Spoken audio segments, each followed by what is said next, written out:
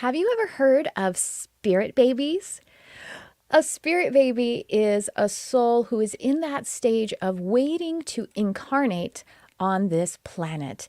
And a lot of people have heard of indigo children, crystal rainbow children, and my guest today, Lynsi Eastburn, is telling us that the Pink StarLights are here. These are souls who are here to show the way and to work in the light. They are the sort of new, if you will, indigo children. Lynsi Eastburn is here. She is the creator of HypnoFertility, and she is an expert in the Pink StarLight children, and she's going to talk to us about their message, and we're going to have an amazing time, so stay tuned.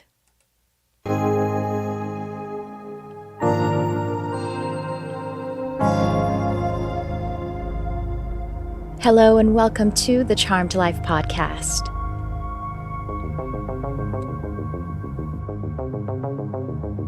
This podcast is all about magic, metaphysics, mysticism, and the unconditional love of the universe, and I am your host. My name is Tricia Carr.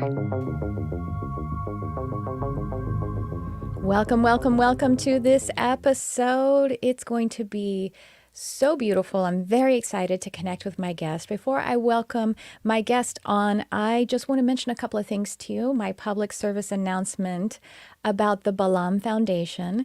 Balam Foundation is a cat rescue they actually service the most impoverished parts of Mexico with sterilization and other medical services for cats and dogs. And then they have a cat rescue. My dear friend Phaedra Barrett is the creator of I guess Balam, her dear beloved kitty Balam, is the namesake of it. Balam recently passed, and his legacy is continuing. This cat, Balam, and Phaedra, his human, they have helped so many cats. Now, if you are looking to adopt a kitty cat or two, yes, Balam Foundation is in Mexico. They adopt most of their cats, almost all of their cats, to the United States. So please go to balamfoundation.org and consider adopting a Mexican kitty or a bonded pair of Mexican kitties, and also consider donating. And you know what? Follow them on Instagram at Balam Says, S-A-Y-S, because they're so much fun, this family of cats and the wonderful things that this rescue organization is doing. It is really wonderful. So check that out. And then I also want to mention one little thing before I bring on my guest, Lynsi Eastburn, that the program that I have, Astral Mastery, which is the ultimate intuitive expansion and astral exploration program, we are completing our stage of founding members to be able to join. Now, you can join anytime, Astral Mastery. However, this founding member opportunity that we are about to complete, and it's going to end sometime either in a month or 6 weeks as I'm recording this.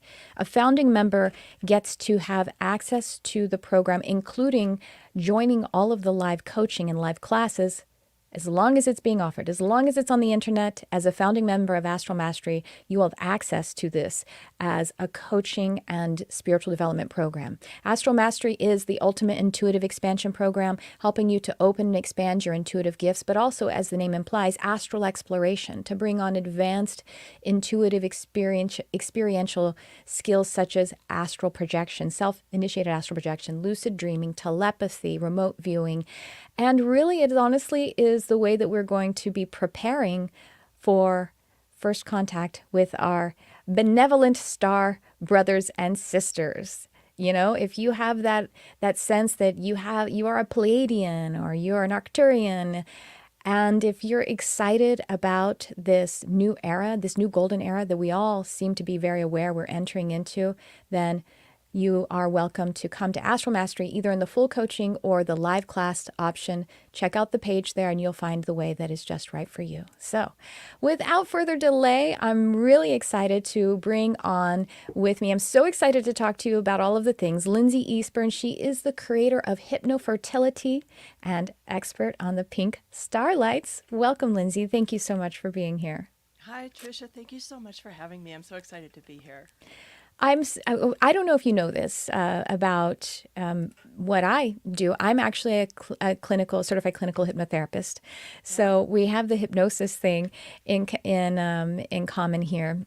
I have some really fun stories. Well, fun and also, I want to say, heavy-hearted stories about my experience with spirit babies, or at least one spirit baby.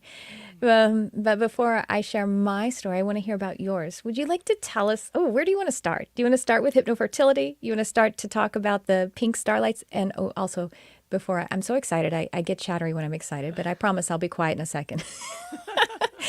I have this necklace that I've actually never worn before, and it's pink stars. And I was like, are you kidding me? Oh my God. This is a necklace for Lynsi. Okay. So now, Lynsi, where would you like to start? Get us into this wonderful work that you're doing. And you're totally in pink too, aren't you? I did that on purpose. I'm so excited about it. I'm telling you.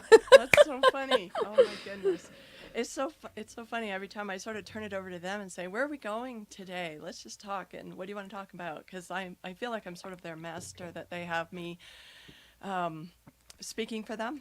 And getting their information out there. So I'm just kind of at the point of just saying, okay, guys, what would you like to talk about? I love that. And so much of what I was listening to with your various podcasts and your background was really interesting, and just felt like it was so connected as well. You mentioned indigos and rainbows and crystals and so forth, and the Pink StarLights started showing up.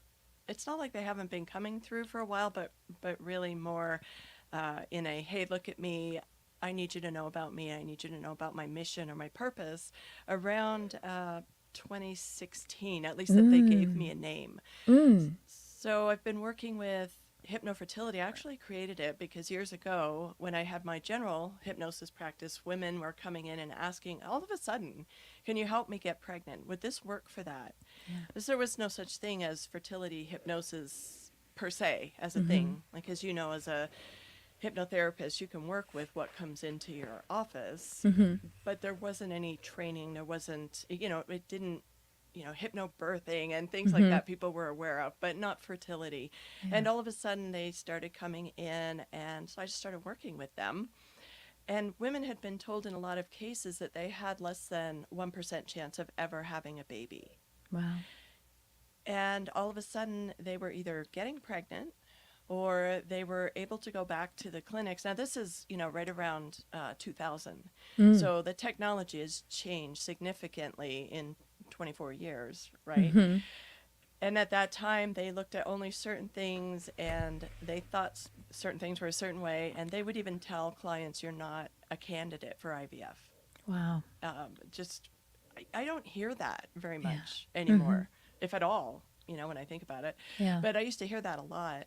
And so sometimes women would go back in, and then they would be told, oh, yeah, you are. Yeah, we can do this with you.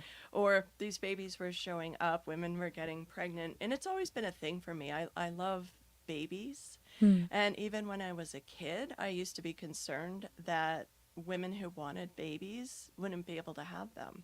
It used to really bother me. And I've told this story a lot, but when I was 9, I heard on the radio that they had that first, in air quotes, test tube baby that was born in England. And I was so thrilled. I was sitting in the back of my parents' car, and this came on the radio, and I snapped to attention. And what? Wow. And I had this relief. Oh my gosh, thank goodness no woman who really truly wants to have a baby, that will love this baby, is not going to be able to have one.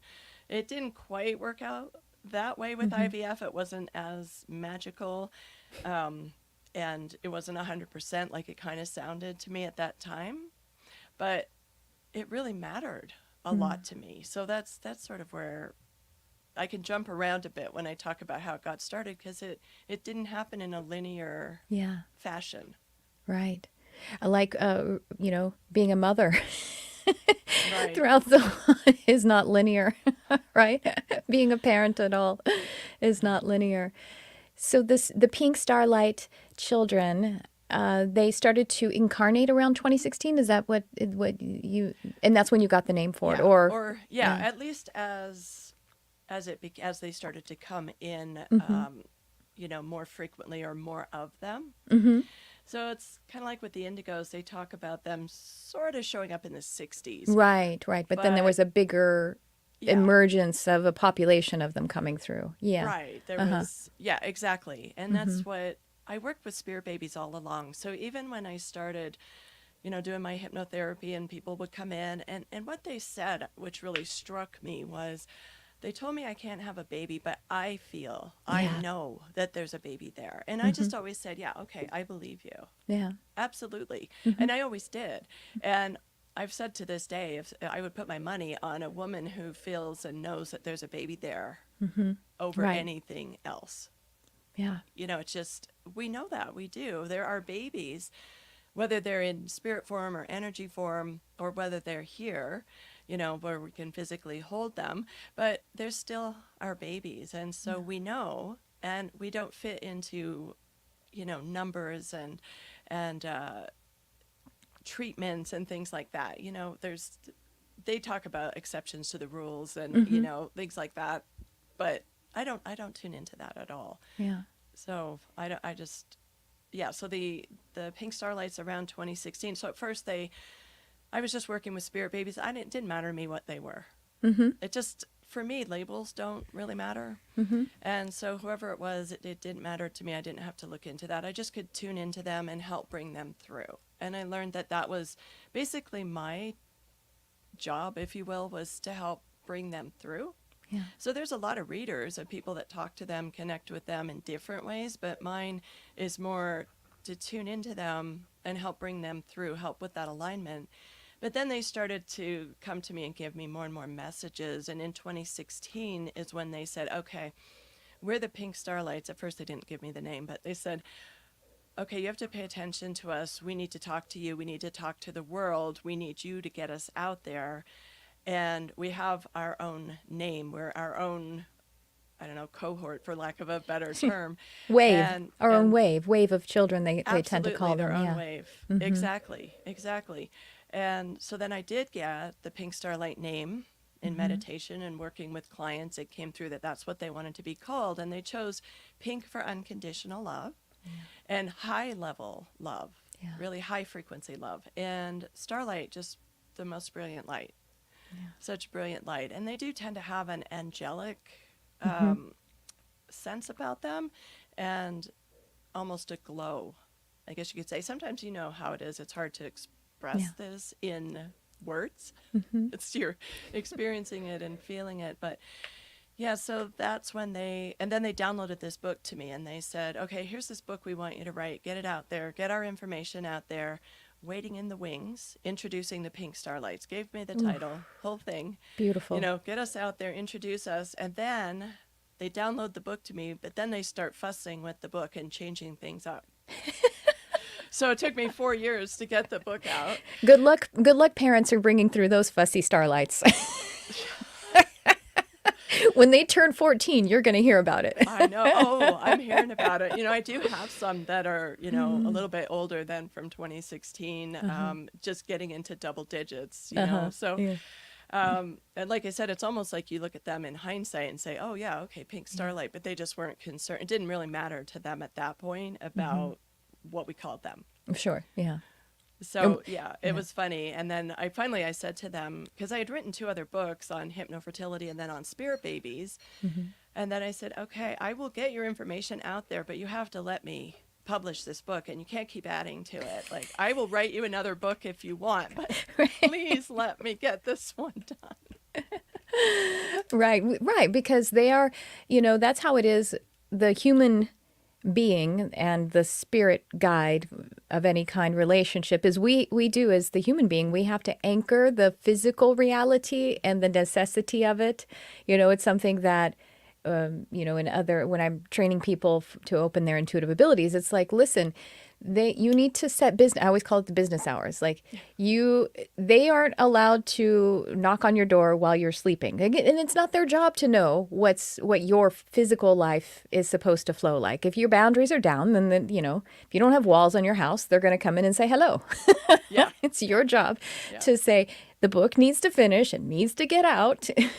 And we'll just do a chapter. We'll do a second version of it. So that's really fun. I like that. I was, I just love this Pink StarLight. By the way, I plugged my astral mastery class, and the reason it's called astral mastery is us to be expanding in our star essence. You know, we are made of stars. Yeah. We are that Yes. essence, and that's so. It's just I love the overlap. I would you like to hear some of my experience with Oh, spirit yeah. babies? Absolutely, for sure. Well, I had a fertility journey that did not conclude in having a child. But during that journey, it was really interesting because I was connecting with a spirit baby, and so was my best friend.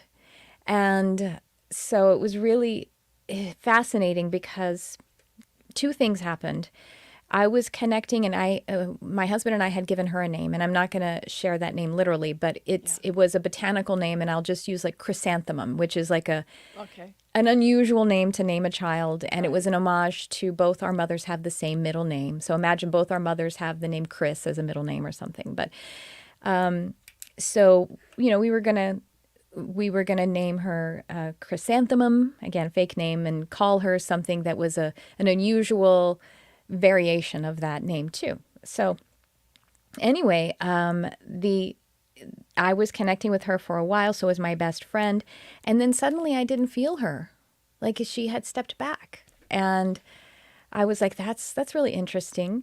And then a call I had then had my spiritual awakening, started to get in my mission such that it is now, but I was still doing my old career. My old career, totally different industry, and these people who were in my who were colleagues or like in the community of my old career, which I was a mixologist, and Wow. like yeah, it's a different kind of a spirits expert, and I would.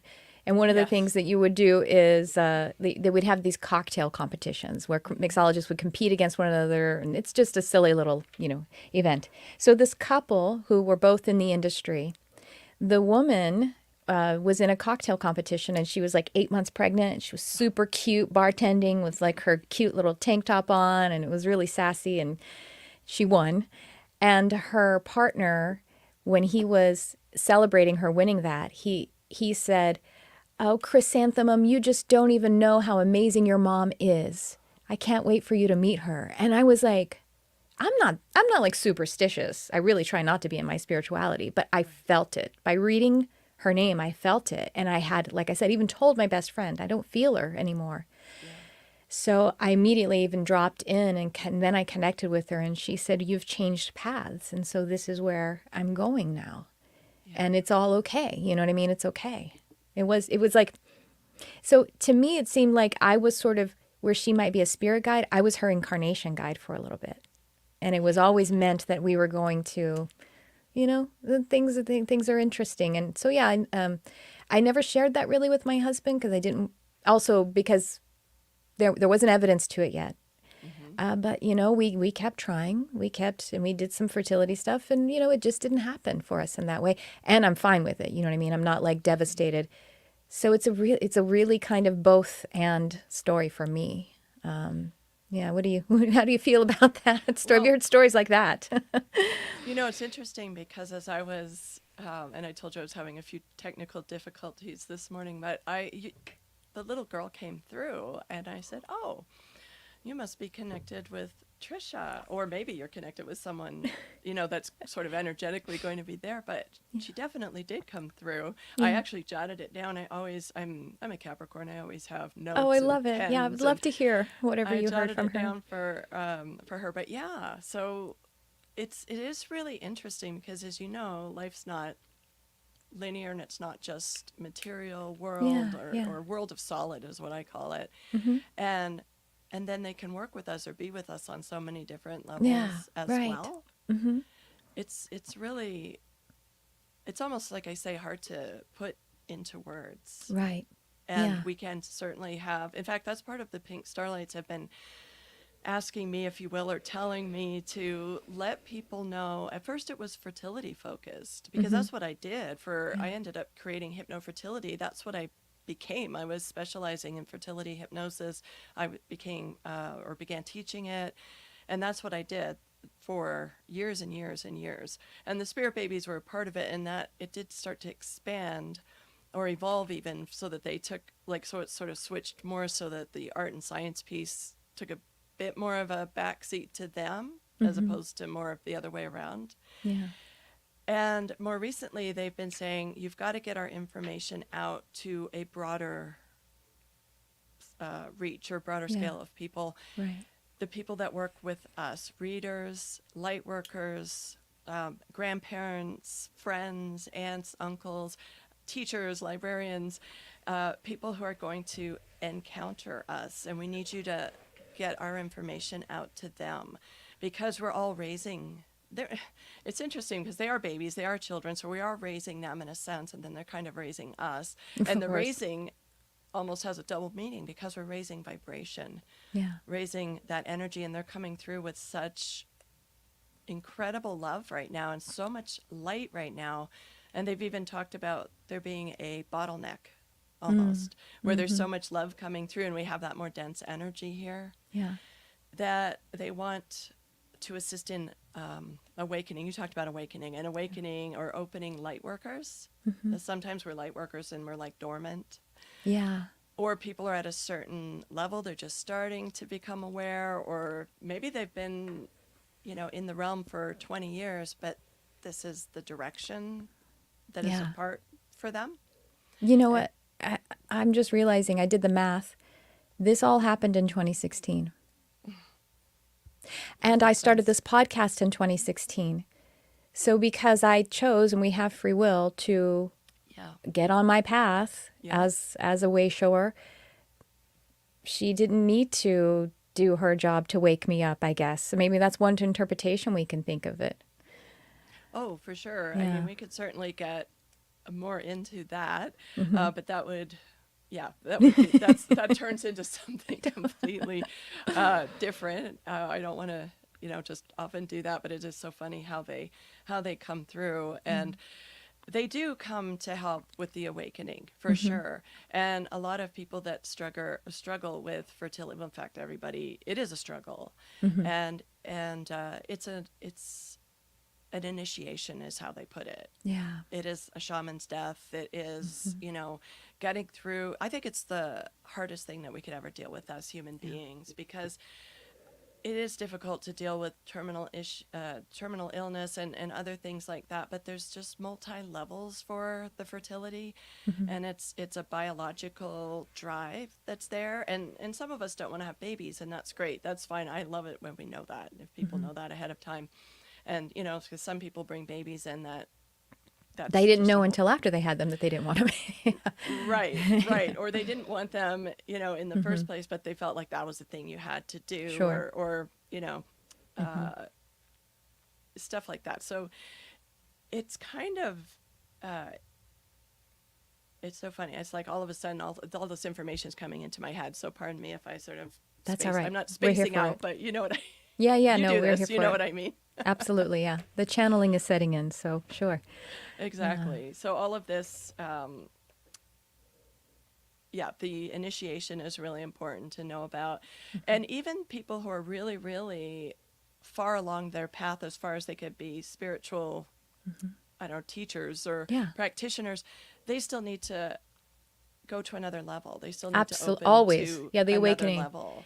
Right. Thank you for, I'm not pointing out like, oh, I was perfectly enlightened. That's why I didn't need a pink starlight. It was just, again, everything is, I just had another awakening last fall. So it was just, again, the configuration. It's all very nuanced, right? It just, but it's kind of like, it very much is in alignment with this concept of soul contracts, like a contract that you make before birth.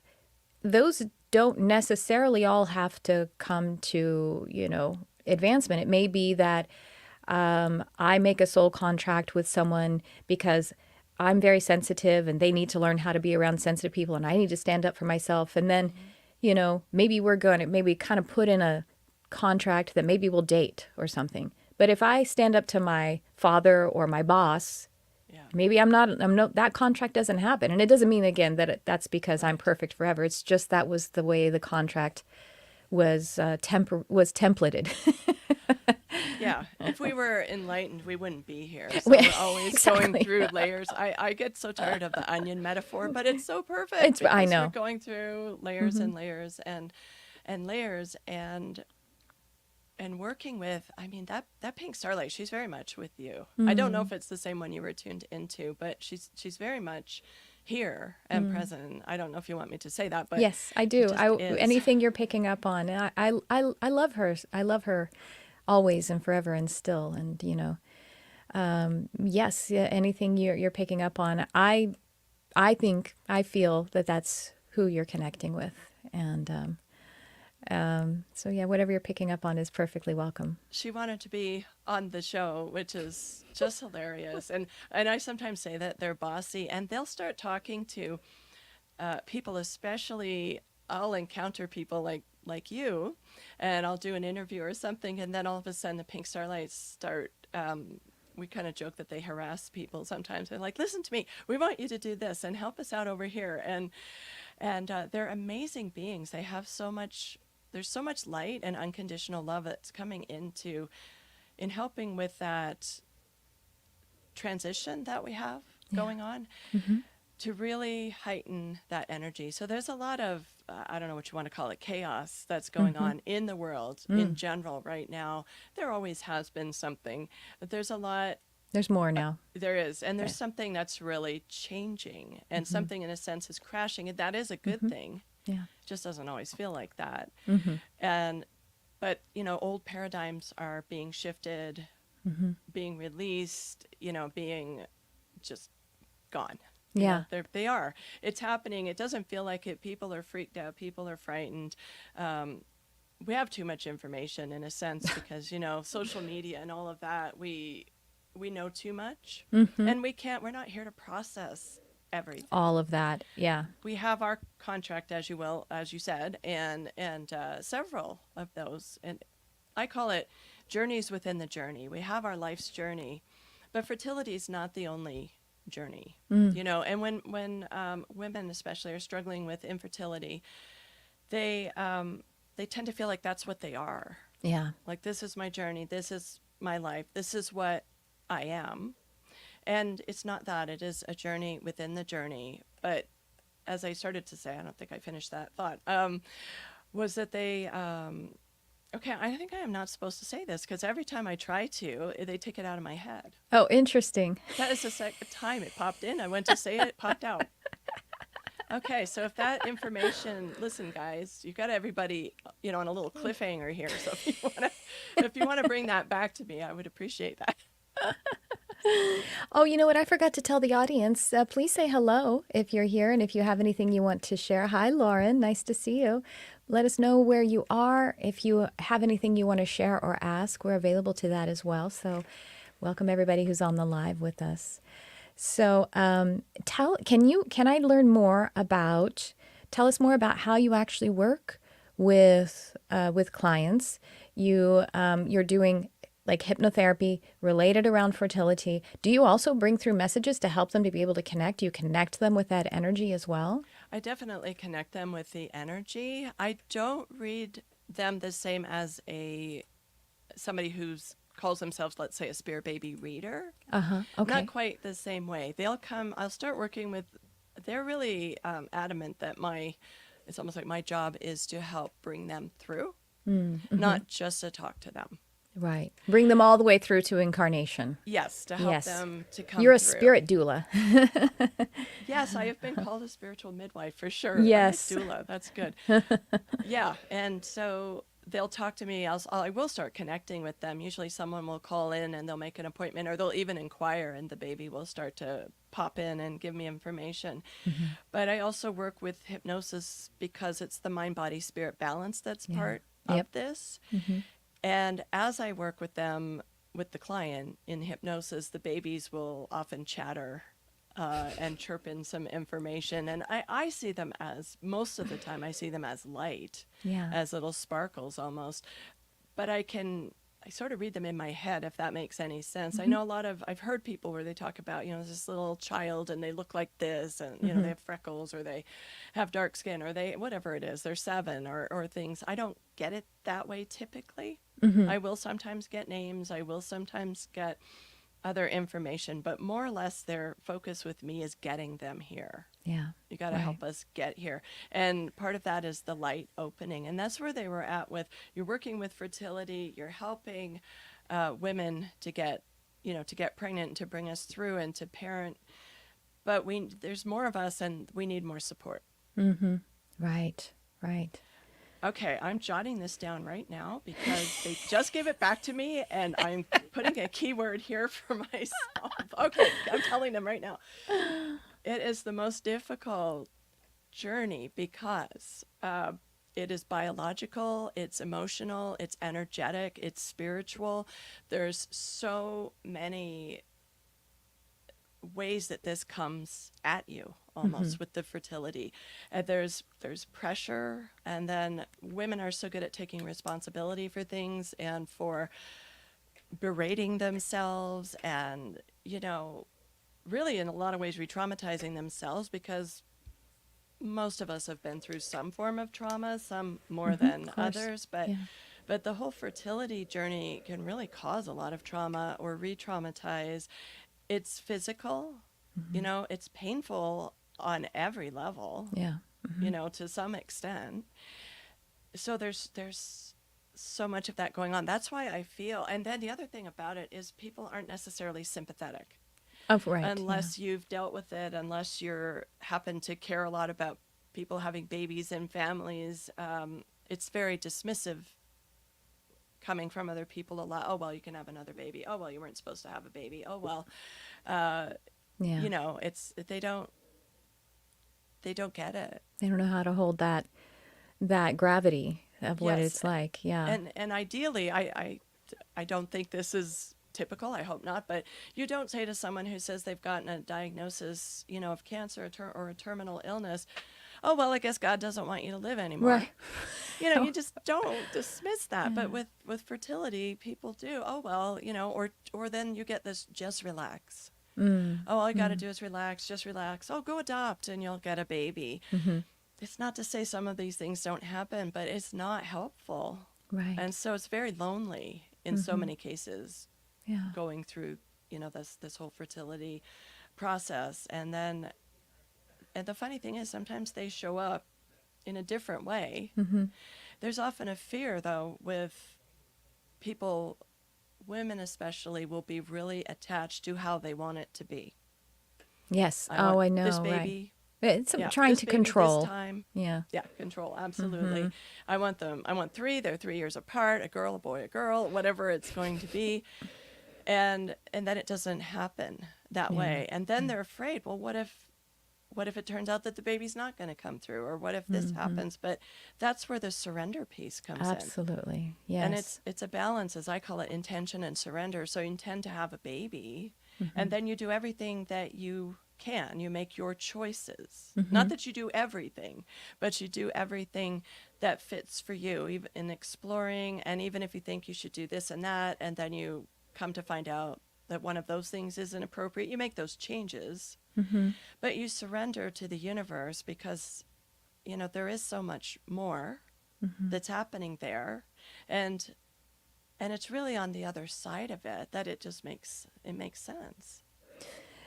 And that was, how I realized, my husband and I both realized we were okay. We had to surrender. This is what I'll share also. I did make choices to see what I could do to, with technology, with the fertility technology. I had only one fertility treatment. It was IUI, which is not nearly as developed as IVF. And I was sicker than I've ever been in my. I had something called hyperstimulation, ovarian hyperstimulation, and it's really, as doctors say, only about 1% of people have that. I'm like, oh, great, sign me up. I'm always gonna get the 1% of the thing. But I was so sick that it was like a miscarriage, but it was like I've had people who've had miscarriages, and it was like a really difficult period. But this was like I was so sick when it was happening. My husband actually went to go play tennis while it was happening, and it got so much worse while he was just gone for 2 hours. I really thought I was going to die while he was out of the house for 2 hours because I couldn't move. I couldn't even grab water. I was, bleeding and just sick in every way. It was it's the biggest, most pain I've ever been through. So that's why I didn't do another IUI. Didn't do another IVF. My body said, my body said no, not, we're just going to move through and all of the other choices and options. And, I actually feel really good about the fact that I went on a fertility journey. You know what I mean? Yeah. And that it just became what it became. So, that child went away. I have another couple. I have a friend who's a medium who has 2 children, and she said there's this period where she was waking up a few nights in a row hearing "Mummy, Mummy," and it wasn't her children. And then she realized, oh, it's a spirit baby. It's a spirit child. And so, this child was calling her "Mummy, Mummy," and she had a talk with her husband, do we want a 3rd child? And it just wasn't. So she Right. said she went into space, and she had a talk with this spirit child, her spirit child, and said, it's not this time, we're not gonna do it this time. And so then she didn't hear "Mummy, Mummy" in the middle of the night anymore. That's this woman's Yeah. experience with the spirit baby too. Oh, I had that one. I had one too, and it was like, no, I have the 2. That's where I need to be. Yeah. And it's funny though. In some cases, we have a choice. In some cases, we don't. And Right. I've said to clients, right. they're doing IVF, and they're like, I don't want twins. And I'll put it out there. Okay, guys, if you could come in separately, Mom would appreciate that. But I don't promise. And I've said to them, if you're not supposed to have twins, you could put 14 embryos in there. You wouldn't get twins. But if you are, you could put 1/4 of an embryo And it's going to split. You could get twins. And because there's something that goes on there. But also sometimes the babies they do have their own path opinions about that. And sometimes they have to iron that out with each other as well. So there is this nothing's etched in stone. Right. It's sort of like, we are multidimensional, and, at this really, really high soul level, that's where the blueprint is. And that's the soul. It has that perspective. And then we have a personal perspective, person on the ground. And we have a vote, but there are things that we don't know might be better for us. I'm sure the people who said I didn't want twins, who had the twins, of course, Right. Yeah, this was even better than I could have imagined, but Right. So, on the other side, and lessons and growth is attached to everything in our lives. This is just such a big one, and that is so. When you're struggling with it, it's so prominent. And I know one of my clients, her boss told her, don't you think you should just stop this? Oh well, fine. That's how awful. Because she was at work, None and she of was your business. crying, and then her boss is like, "Why don't you just stop this?" And are you kidding me? Was this a man or a woman? no, it was a woman. Either way, it's bad. Wow. I said either way, it's bad, but I guess it's bad. But yes, women can be awful. Yeah. And then you'll hear a lot of this because children can be difficult for sure. I mean, one thing with fertility, we sort of romanticize the baby. So this little baby comes through and it's just glowing, and it just like a doll almost, right? But they get sick, they cry, they, fall down, they don't sleep all the time. They're babies, they're people, humans, right? And so sometimes we'll get caught up into this romanticized baby, especially the longer infertility goes on. Right. But women who have kids, or sometimes they have 2 or 3 and they're working and they're really stressed and busy, then they'll say things like, oh, you don't want kids, believe me. Or, oh, take mine. You think you want kids, take mine, you'll change your mind. Well, that's not cool. No. That's not okay. Yeah. And you can feel that way. And my clients, on the fertility side, we don't talk too much about that because it's too hard. Mm-hmm. But on the other side, it's, oh my gosh, I didn't know that this was going to be difficult in any way, just, parenting, or I didn't realize. And that's just a part of it too. We are where we are, so we need to be present Yeah. with that and not. It's funny though, when you want this baby, you're in the future wanting this baby, and you can do that, but the idea of your baby ever crying or you ever getting stressed out is not.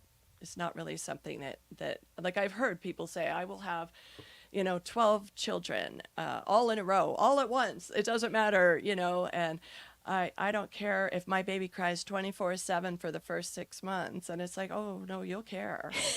But, but I don't go there Mm-hmm. too much, because at first there's just so much else to heal and clear and align. Mm-hmm. And then on the other side of it, yeah, I had one client, she said, I'll have 10 babies, and then she had the 2, and then I said, so do you still want 10? She said, You want oh, the other 8? no. She said, baby factory is closed. But that's something that when you're wanting that baby or when you're in a certain place, you can't say that. Mm-hmm. Yeah. It's just You need to hurts be too on much. the step that you are, that's the Yeah. idea there, the message. Yeah. But then the surrender is so important, because we do have to allow, it's a receptivity. You're receiving the baby Yeah. into the Right. body. You can't force it. Mm. And so many of my clients are type A's. They're, career focused, or they're, they put their mind to something and they get it. Mm-hmm. You can put your mind to the baby, but then it's stepping back and allowing things to unfold. So you do what you can do. You make your choices, or you change your mind. And that can be changing your mind about supplements, or take this or don't take this, not just about whether or not you want to have the child.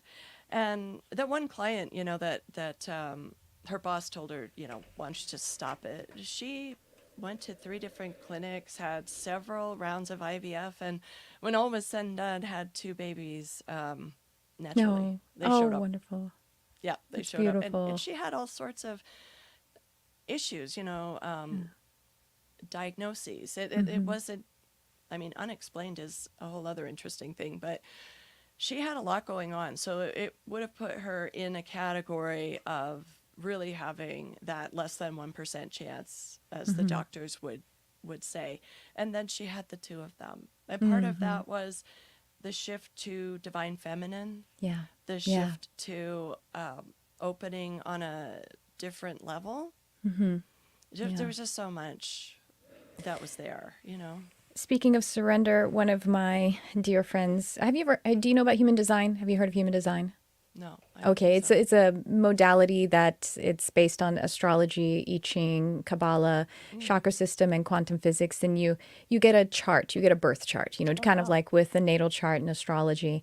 And so this dear friend of mine was having her second child, and she's a human design expert. So she had to schedule her cesarean, her C-section. And so she was like, oh no. She's like, I'm picking her birth chart. And it's like, and she's like running all the charts to see when she should schedule. And I was like, you can think you're picking it all day long, but she knows exactly when she's going to be born. You can maybe accidentally pick it. And then, it is the time that you said, but if she has it picked, if you're picking another time, that doctor will be late, you'll be early. It'll land when she has picked it. Trust me. And she's like, oh, you're right. That's right. That is so funny too that you mentioned that, because I wasn't supposed to have a second child. Then he showed up as a spirit baby. He kind of kicked some of this stuff off. He's going to be 30. He calls himself the first official HypnoFertility baby. Oh, neat. But he had to end up being induced, because he kept sitting on my sciatic nerve, and then I would just lose my balance or fall. And I was at 38 weeks, and I asked the doctor, and he said, well, there's nothing we can do, so except to take the baby, as he put it. And I said, well, then I have a 5-year-old, and I can't fall on this baby. Like, I don't want to lose my balance and actually fall and hurt this baby. So let's do that. So then I'm stressing what if it's not the right birthday? Yeah. What if it's like the same thing? And so I said to the universe, give me a sign, that I didn't mess this child up or whatever the case is. But you think about it, though, he was the one that was Yeah. doing that. So he's born, and so I'm Capricorn, Leo rising, Taurus moon, and he's Capricorn, Taurus rising, Leo moon. Yeah. So So he had they- that foot on that sciatic on purpose. Yep. So it was. Get and me I out. couldn't get the three signs to match those three Yeah. sort of major main signs that people are so familiar with to match them. Yeah. It was, and he did not want to be born in Aquarius. He made it by. I mean, he was Capricorn on the 18th of January. So, but that was the way he wanted that. Yeah. Yeah. And so I thought that was really funny because I couldn't believe that he was going to have that, like all three of those signs. We can see those signs tend to connect, that you can tell that you're related. But I don't know that much about astrology, probably just enough to be dangerous, but I did find that really, really interesting. I actually had another friend also about 6 months before this friend, who was also a human design expert, and she was doing the same thing. She didn't have to, hers wasn't because she was going to schedule the cesarean, but she was like running all the possible charts and like blah, blah, blah. And I was like, and I told her the same thing, like, you can think you can do all that if you want, but she knows exactly what her chart is going to be. And with her, it also was like, she went in, but then something along the lines of like the doctor was late, things were delayed by 2 hours and, little things like that. It's like, yeah, that's That's the part we need to, and that's sort of that's the underlying issue with fertility is it's not going to happen the way that you want it to. or that you think you want it to is Right. even better said. That is better said Yeah. because it's The way you believe you want it to. Yeah. Oh yeah. You're going to learn something new. For sure. I didn't when my youngest showed up as a spirit baby and he said, I'm coming through. I'm a boy. My name's Dylan James. Wow. And he threw that out and I'm like, yeah, no, but I could just have the one. And then he's like, well, you better prepare because I'm coming. Oh, goodness. And he did. And it's just really funny. He's such an easygoing person. You know what I mean? But it was sort of funny how I interpreted that. And that's how when I joke about the Pink StarLights being bossy, but it's kind of like they know what's what. Mm-hmm. So Very strong alignment with intention. It's a very strong intention. And I think when we're incarnated and we're here in this physical journey, it's sometimes a struggle to be connected with our intention. We're drawn and so pulled in so many different places. But if you haven't gone through that veil of forgetfulness and illusion and gotten into this physical life, that's maybe why that intention feels so strong and direct, and it's a narrow band focus of energy. So yeah. It's sort of Carolyn Mace. I don't know if you're familiar with her, but Yeah. I like her a lot, but a lot of people don't because she's not she's not like real soft and cuddly. She comes like, I listen to her sometimes and she's like, don't do that, that's just stupid, and she says it that way, but I like it sometimes because I'm like, you're right, and I just need to hear that. I don't know that I think she does literally say stupid, but she doesn't say you're stupid, but she'll say sometimes the way we treat ourselves or the things that we do or don't do, she'll be like, that's just stupid. And she'll just throw it out there like that. But sometimes we need to hear it that way. Yeah. And Right. so that's Direct. why I think sometimes they're a little bit on the bossy side, is just because they need to get that information out there. Just and cut we through need it. we need to be aware of it. Yeah. So good. I just want to say hi to who's here. Tracy's here. Hi, Tracy. Lori is here. Hi, Tiffany. And Deanna says, hello. Very interesting discussion. I agree. Thank you so much. Lauren is having difficulty staying on her path. I have thoughts about throwing everything in the trash almost every day. Oh, I'm so sorry to hear that. Well, thank you for being here. Lynsi and I are, here to care for you and even hold a prayer. Lauren, we just hold you up to the light and that you may find the surrender that we're talking about. Hopefully that surrender piece can help you to feel that maybe you are on your path. I mean, I say maybe you are on your path. We all are. It is, yeah. Yeah. So I And wonder that's if that okay can to throw help. things in the trash. Like, Right. I wouldn't say throw all your books and things in the trash and let them Yeah. off, throw them out at the curb. But it's okay, at least symbolically. But sometimes it is necessary to do that. It's part of it. It is part of it. And sometimes it's okay to like scream and curse and yell at the universe too, Yeah. Yeah. because they don't take offense, No, and you're right. not harming your path by feeling that way. It is part Hmm. of the path and the growth. Yeah. So, I just, right before we started today, I had a client and we talked about something that we talk about a lot in my programs, my coaching and clients is the art of letting go. That, if we let go of something, nothing that is meant for us could possibly miss us. So again, as it concerns babies and children and being a parent, if right. it's really meant for you, then it couldn't possibly miss you. For me, I think that was this is how I am parenting. It Yeah. was having the connection with my spirit daughter for the time that I did in that significant way. And she's still with me, as you said. And I get to express that kind of motherly.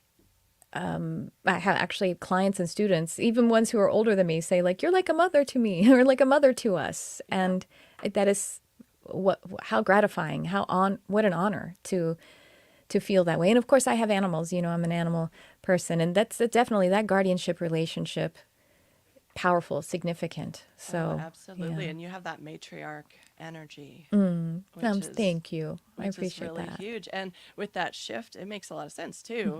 Not that things have to make sense, but we're shifting. We're not Yeah. going patriarchy to matriarchy. We're going to that balance. Yes. As above, so below, divine feminine, sacred masculine. But there is a lot of that matriarchal energy that's there. And the funny thing with the pink starlights is so many of them are boys. Oh, I love that. I So many like that boys. So many combination of the boys. soft with I the start to question masculine. myself because I'll talk to someone new and I'll get a boy and I'm like, it can't be another boy. I must be just making that up, but no. Sure enough, there's a lot of boys, because we're bringing in that shift in energy, and because of the way that we have developed males, and that with this Hmm. aggression, and there's so not all of them, of course, but there's that out of balance masculine energy that's volatile and aggressive and Hmm. oppressive, Yeah. and greed. There's a lot of greed, and that's Yeah. not men per se, that's that out of balance masculine Right. energy. Hmm. And so we're shifting to that divine feminine or higher frequency levels of both feminine and Right. masculine. And so babies are always telling me, as above, so below, as above, so below. I get this running through my head all the time. And that we're bringing through cosmic energy and earth Mm. mother energy, and we're blending it. We're blending it in the heart Yeah. chakra. Right. And there's pink in the heart. Yeah. We sort of hear about the chakra colors and green being the heart, but it's also pink. Oh, there's always a lot of pink. Yes. The green with that. Yeah. Well, I mean, I have a rose quartz right here, and it's naturally almost heart shaped. Very rose Yeah. quartz energy with the heart chakra. Absolutely. Oh, very much. And that was Yeah. the Pink Starlights were very much, they are very rose quartz Yeah. focused. I have a little rose quartz tree here, Oh, beautiful. Oh, that's so on my pretty. desk, I love it. and I just, yeah, there's a lot of rose quartz around me, and a lot of pink. And it's not a boy girl thing. A lot of people at first were like, but I want a boy. Not necessarily saying that to me, but saying that. And it's not a boy girl thing at No. all. All the Right. colors Hmm. are for all of us, but it's the unconditional. And it's really high level, high frequency love. Well, yes, centuries before when we had more of a matriarchal culture, I would say possibly even globally, or at least Hmm. many of the, and so it was centuries ago. Yeah, there's toxic matriarchy Oh, too. heck yeah. So there was when it was, that was the dominance. So the balance is what is, that's what we need. Because if anything, anytime there's imbalance, there's going to be the toxic or the shadow expression of that too, if there's too much of one thing or another. That's why the Oh, yin yang has equal parts white and black with a little white and black in each side. right. And there's a chapter about that in the Pink StarLights book. And I came into this world getting really negative side of the feminine. I didn't like women for the longest time. And then look, I end up working with women, but Yeah. I had to learn and understand that. And then you look at someone like that client of mine where her female boss says, why don't you just stop it? Right. That's toxic. That's not supportive and nurturing. Right. And it doesn't mean enabling, because enabling is divine feminine off. That's You know, it's the codependency. yeah, codependency. We'll just call it. Codependency works, except that it doesn't, right? Yeah. I mean, people are like, but it works for me, right? And it does. It sort of seems like it, Yeah. and it kind of, so it's like our coping mechanisms. They work till they don't. Right. But it's more of our lower self, or our ego self, or our self that's not, that's being kind of influenced by all the stressors that are is in life, that's not feeling connected to their guides or higher self. It's that Right. part Yeah. that thinks that we know, like, codependency works, or this Sure. works, or that works, and we all do it. Well, I had a client once when we were starting, and we needed to lower her anxiety, and she said, "Oh, but my anxiety makes me successful," and I was like, "We need to break that belief." Well, that you get that, especially with, and this is self-proclaimed. I mean, type A or control freak or whatever people call themselves, that they get that, and they thrive on it, and they feel like they thrive on it, and you can thrive on it in a healthy way. But when it gets all out of whack like that, it's that success can be toxic as well. Absolutely. Oh, I just have to see here Tracy, who, by the way, is a man. Tracy says rose quartz is the only stone that he wears. So that's really beautiful. Oh, and Lori says I have a rose quartz in my bed with me every night. Yeah. Oh, beautiful. That is a nice stone to have by your bed. This one was way over on the other side of the room, and I grabbed it and I had it right here because of the client that I had before, because it was calling out for the client, and then it's still here, and here we are. Isn't that? I really didn't think about the podcast when I put it here. It was, for that purpose. It's incredible. I have a lot of pink. I have pink candles behind me, and it's really funny because they have little sparkles that look like stars. Oh, so I think of them as my Pink StarLight candles. Oh, I love it. And I'm not necessarily a pink person, but it's amazing to have that color around you, because it is so healing. Yeah, it is. So gentle and healing.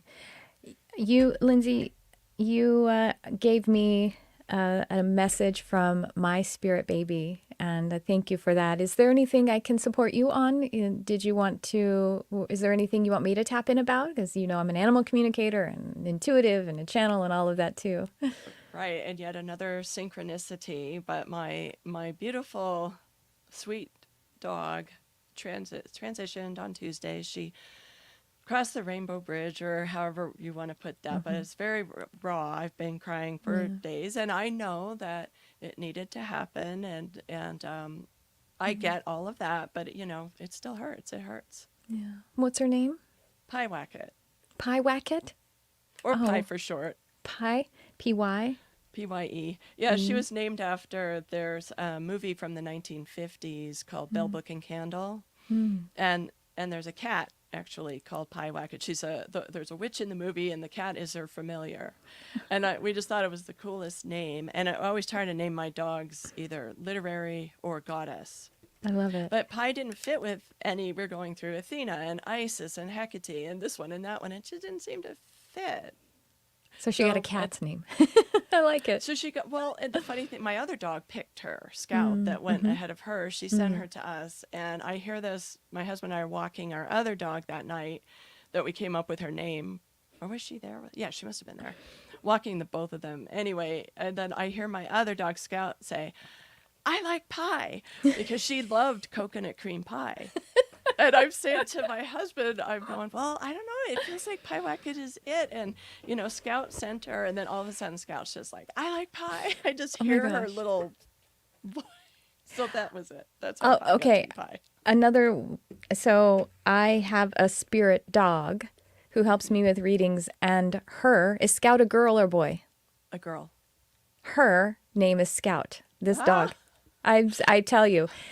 I met my spirit dog, my spirit guide dog, Scout. It was probably, I don't know, 5 or 7 years ago. I don't remember exactly.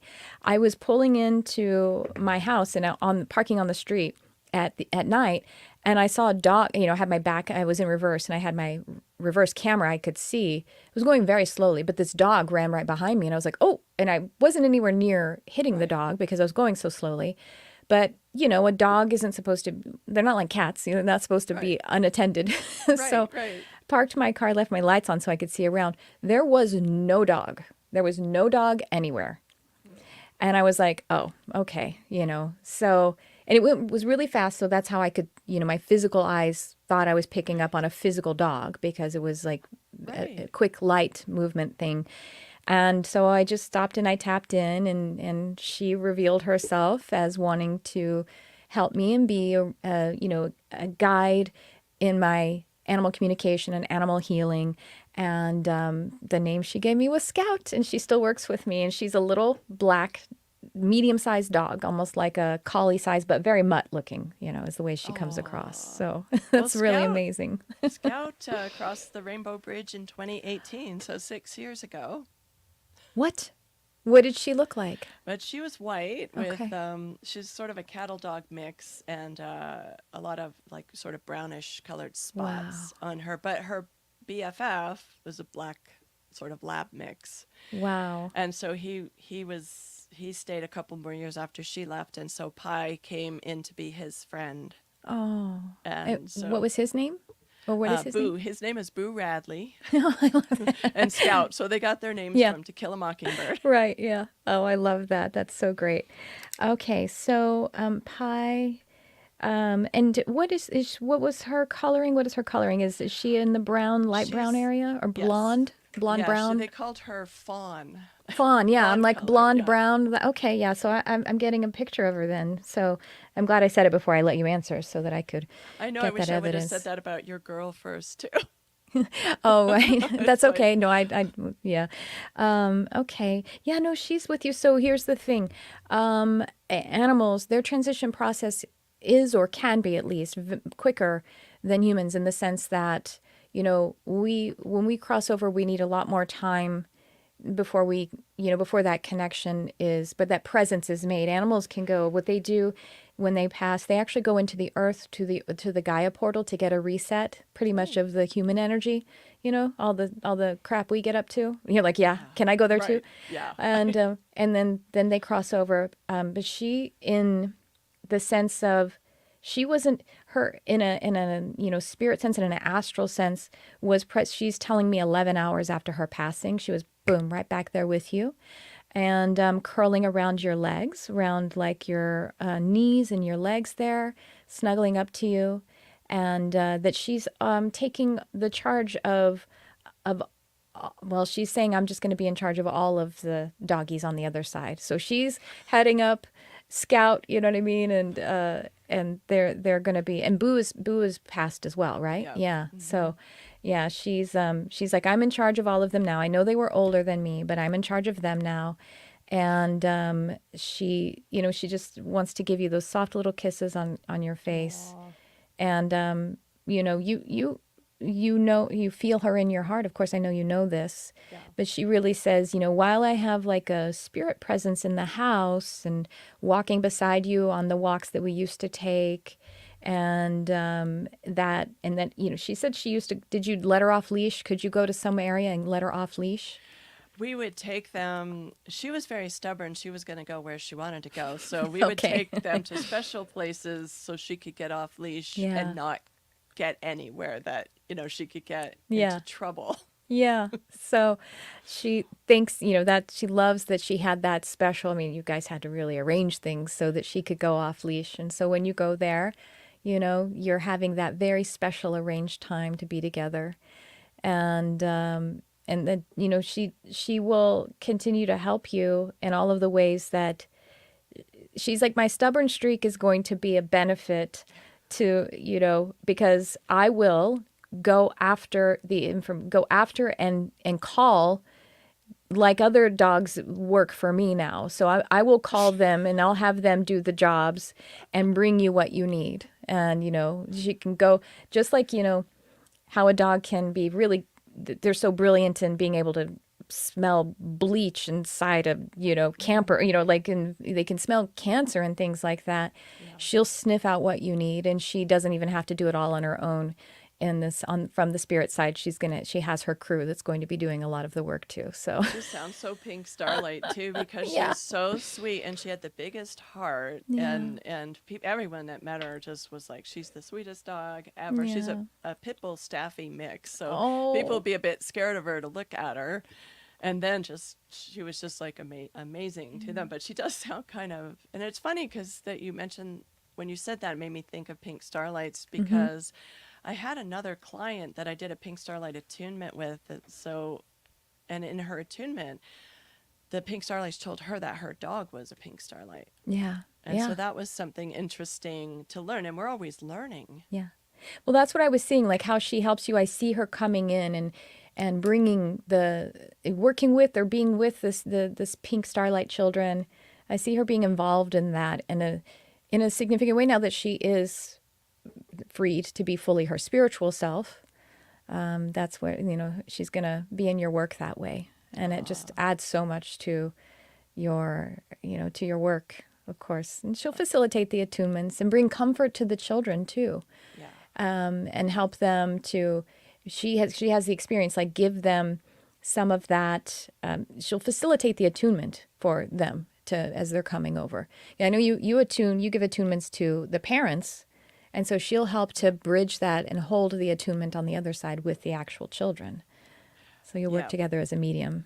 That is, that's so awesome. And the attunement process. Yeah, I would love to hear about that, by the way. Yeah. Oh yeah, they come through and they actually work Yeah. on whoever has that attunement process. So that's where I've gotten a lot of information with the Pink StarLights come in, and then they start talking in people's ears as they're aligning their energies. But it just fits so beautifully. And I knew that she was just such a sweet soul. And but it's at the same time, it's like, where is she, Yeah. And my other dog, her friend Radley, named after Boo Radley, who sent him along, and he looks like just a small version of him, but he's sad. So then he didn't eat for a day. And so you're kind of like, I know things aren't the way they were, but everything's exact and correct. I know that. But thank you for tuning into her. Oh, my pleasure.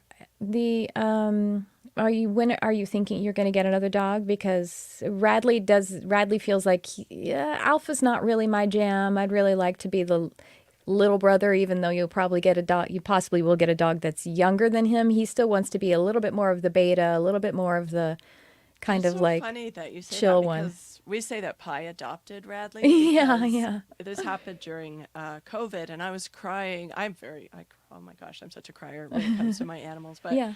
I was crying after Boo had crossed over, and I just said to my husband, "There's never gonna be another dog like Boo." And then it was October 31st, and Hecate's my goddess, so I make a donation to the shelters on that's her day, her high day. And so I went on and I said, I'll see who's on the page. And there's Radley. Looks just like Boo. And he's on the first one that comes up with his little mugshot. So I look into him, and they said he has to go to a home with a really calm dog. Yeah.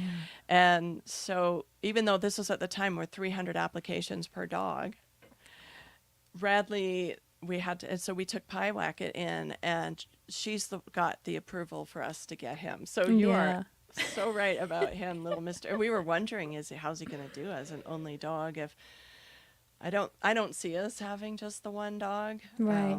Yeah, it's it's fine. There's going to be a period, whatever the period will be. But yeah, Pi and everybody will come together and align that, just the way that Radley, you just saw him and there he was. Oh, they will. He's Gosh. He wants another older sibling, even if they're younger.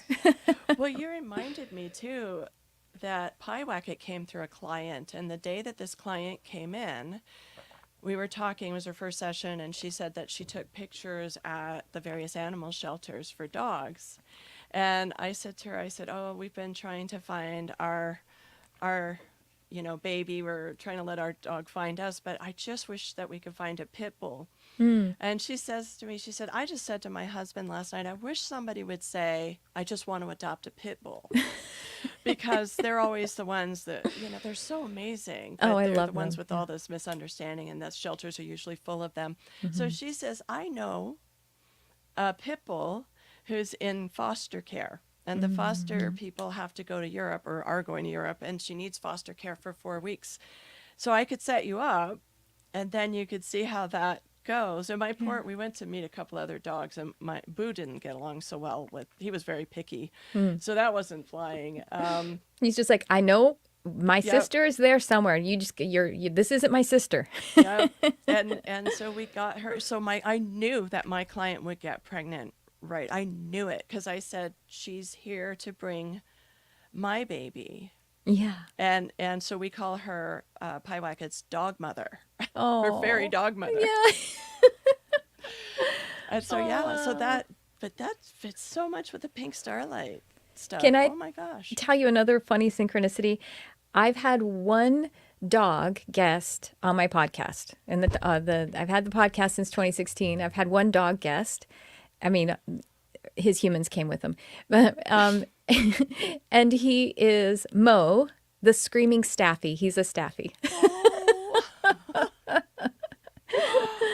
Oh. Oh, Yeah. does he have Instagram? I have to follow Yes, him. yes, they have Instagram and Facebook. Their story was very spiritual. He was his mom's name is Kristen Allen. He found her, like he came out of the park, at night, and he was super skinny, and he just came up to her and was just like, "I Oh. need help." And she had never had. I think her story is what she didn't even have a dog as at least as an adult. So she brought him home, and he was just like, "We're in love now, and we love each other forever." So that's how she adopted Mo. And after he, got more comfortable and rehabilitated for a while, discovered that he has this hilarious screaming thing that he does. He was like, he just opens his mouth really wide and screams. And so he got a little viral, sensation. But the thing is, he came to her. It has to do with her father's passing. It was like on her father's birthday or the anniversary of his death or something like that. So they had he came through to her in one of those really significant portals about her father, so Isn't that amazing? And he isn't it? just screams with joy, doesn't He he? That's does, his thing. exactly. It's It's so just fun. so happy. Yeah, yeah. Wow, Lynsi, this has been so amazing. I feel like I could keep you for way too long. You have how many books do you have? 3. You have 3 books. Will you tell us the name of all of them? Yep, It's Conceivable was the first one. That's a lot about hypnosis for Mm. fertility. And then the next one is The 3 Keys to Conception, Pregnancy Against All Odds. That's really gets more into divine feminine and the spirit babies. Mm. And then the Pink Starlights book, Waiting in the Wings, Introducing the Pink Starlights. That's the most recent one. I love it. So wonderful. And you work with people for hypnofertility. Is that the only service that you provide? I mean, not that only, but you know what I mean? What Right. else do you have? How else can people connect with you, or what are any other things you have available? Well, I do hypnofertility. Then I Hmm. also do the Pink Starlight Attunement. Right. I do Reiki. It's not something I typically do unless somebody like asks me to Hmm. do it. And I do a form of tarot reading called transformational tarot, which Oh, is wonderful. interesting. It can work with the baby stuff as well, and it's a bit of coaching, and it's really that subconscious Yes. connection piece, and Right. that's a really fun. I really enjoy doing that. That I've added more recently because I guess the babies wanted me to. Good. Great. Well, how wonderful. Thank you so much for coming on and sharing your wisdom and the message of the Pink Starlights. I'm so excited to meet more of them. And you're just doing beautiful work. And thank you so, so much for the work you are doing on our beautiful world. It's really been great. Everyone, this is Lynsi Eastburn, and you can find her at hypnofertility.com. And you're also on Instagram. And yeah, any last things you want to say as we sign off? Oh, I just want to say thank you so much for having me. It's been such a pleasure, and it was so nice to connect in with your little sweet girl, Pink Starlight. And thank you for for tuning into Pi, Yeah. and thanks to everyone for being here. It's just it's such a gift, you know. Yeah. Thank you so much. Well, maybe we'll have you on again sometime, and just yeah, keep shining your light on our beautiful world. And thank you everyone here who is shining your light on our beautiful world. And thanks for tuning in. I love you, whoever you are.